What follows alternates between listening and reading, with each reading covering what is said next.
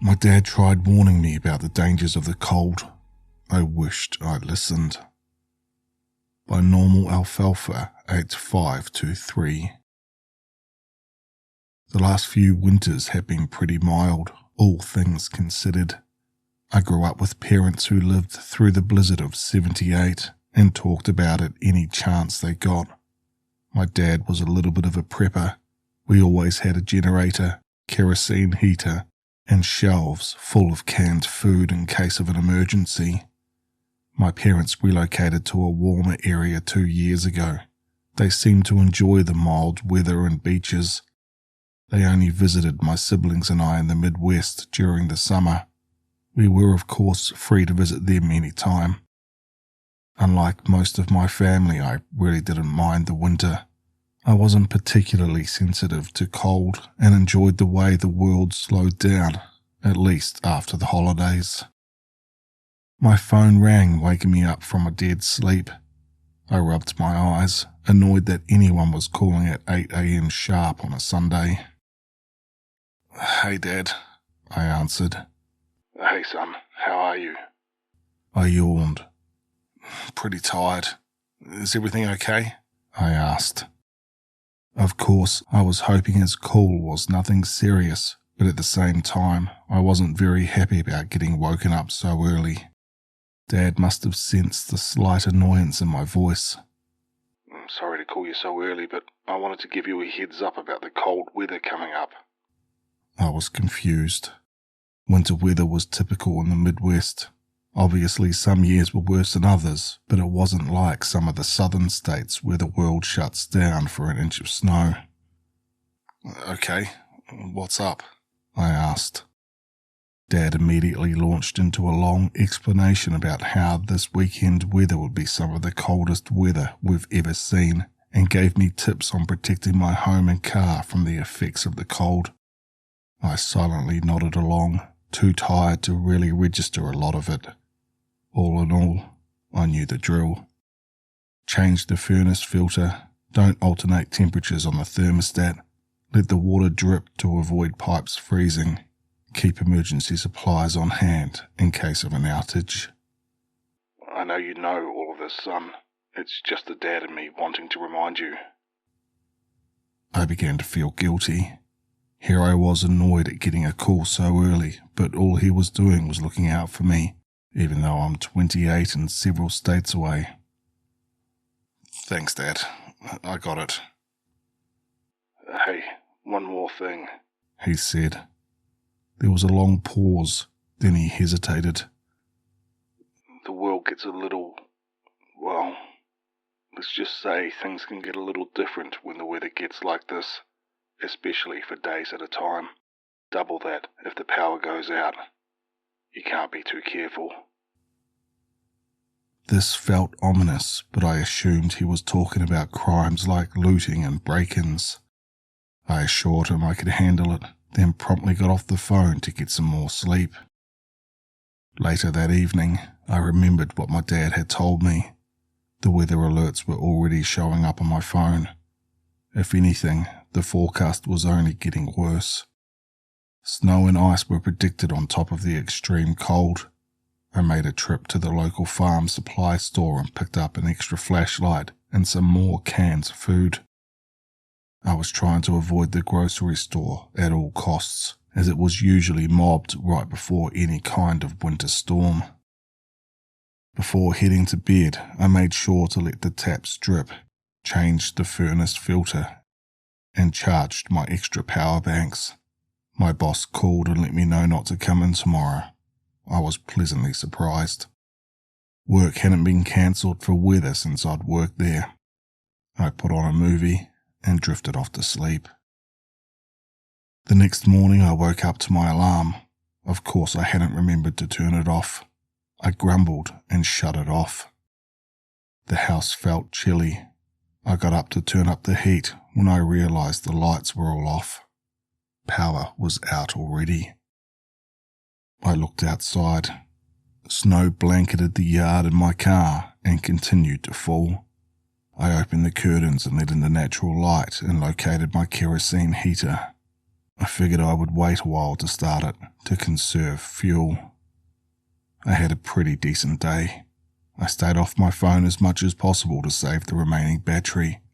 I did check in with a few friends and family who, luckily, were all okay. Everyone in the village was without power, and no one knew when it was coming back on. I spent most of the day cleaning and reading. I decided to head to bed early. I needed to save the candles and there wasn't much to do anyway. My dog, Arlo, started barking. He was still a puppy and was always on edge during bad weather, so I didn't think too much of it. But just as I was heading to bed, I heard a faint knock at the front door. It was so light that if I hadn't happened to be standing a few feet away, I wouldn't have heard it. I froze. By this point, Arlo had already retreated to the bedroom. I debated opening the door. I lived out of town and, although I had neighbours, they were pretty far away, definitely out of earshot. But I knew if I was stranded or broke down in this weather, I would want someone to help me, so I took a deep breath and opened the door. A woman who looked roughly my age stood there in a black coat and jeans covered in snow. Her lips were almost blue from the cold. She stammered something about being lost. I glanced around and didn't see a car or anyone else. I hesitantly invited her in. I was normally smarter than this. I knew better than to let strangers into my home, especially after dark. But this felt like a life or death situation. I handed her a quilt as she sat on the couch. I tried to figure out where she was going, but her answers were vague and non-committal. She barely said anything at all. From what I could gather, she didn't have a phone or car and was headed home, but didn't seem to know where home was. "Is there someone you can call?" I asked. She nodded. I unlocked my phone and handed it to her.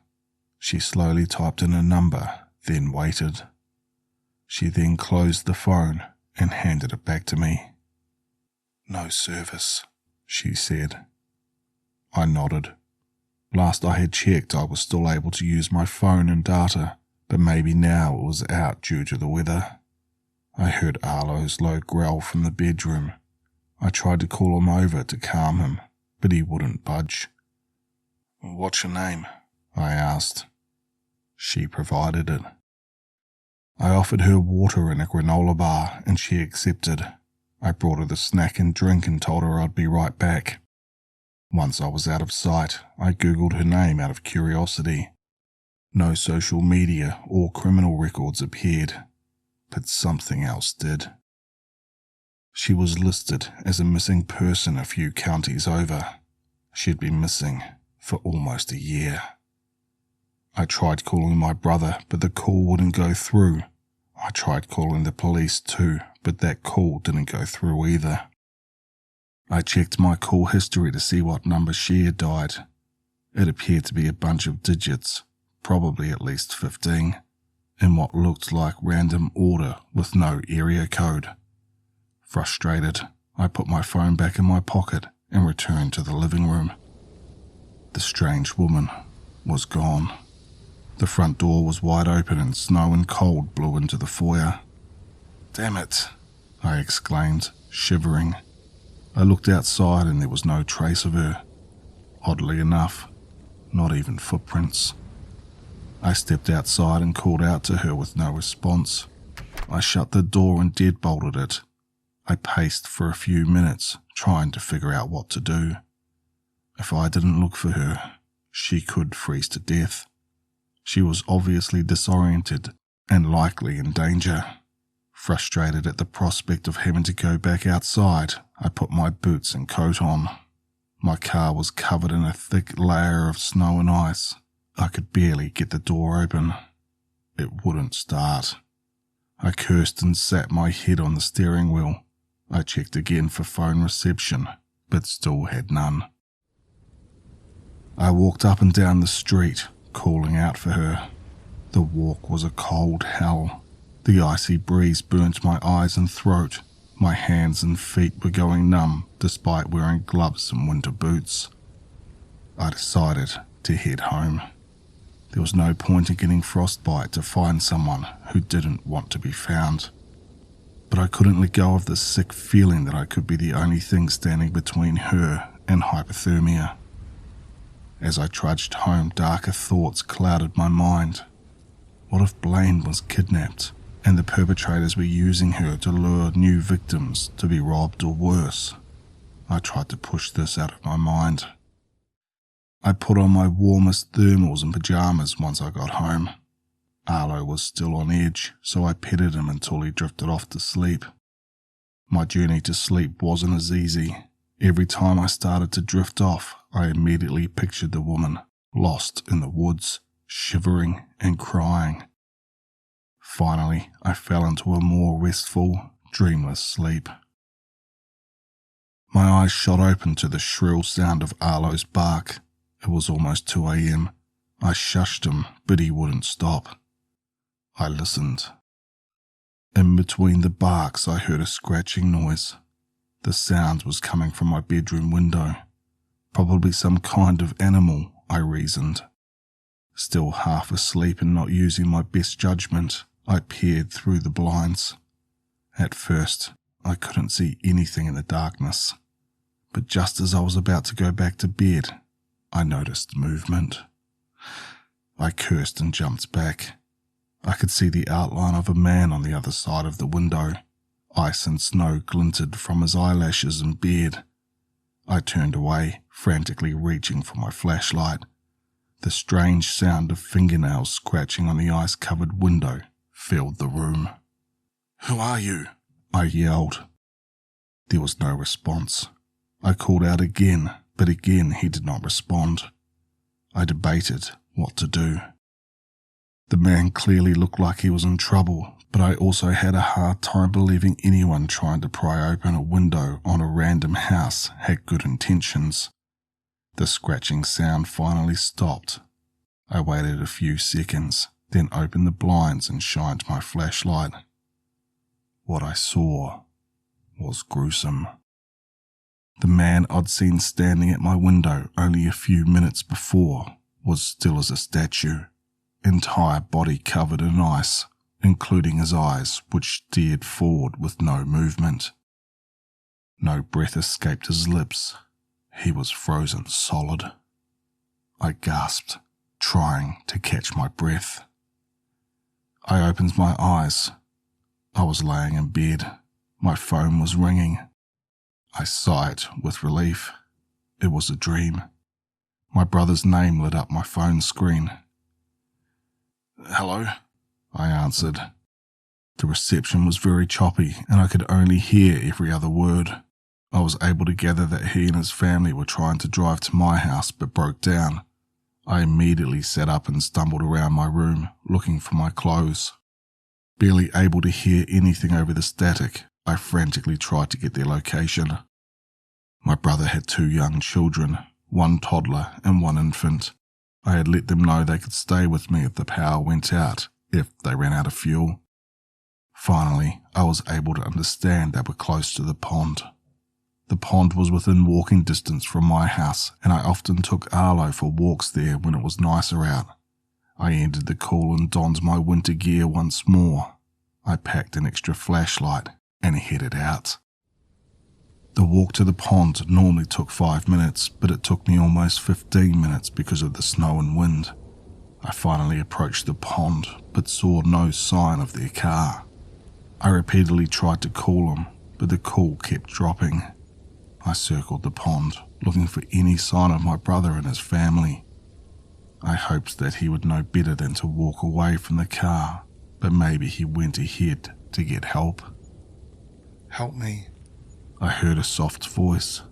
It sounded like a child, but it wasn't either of my nephews. I paused. "Help me," I heard it again.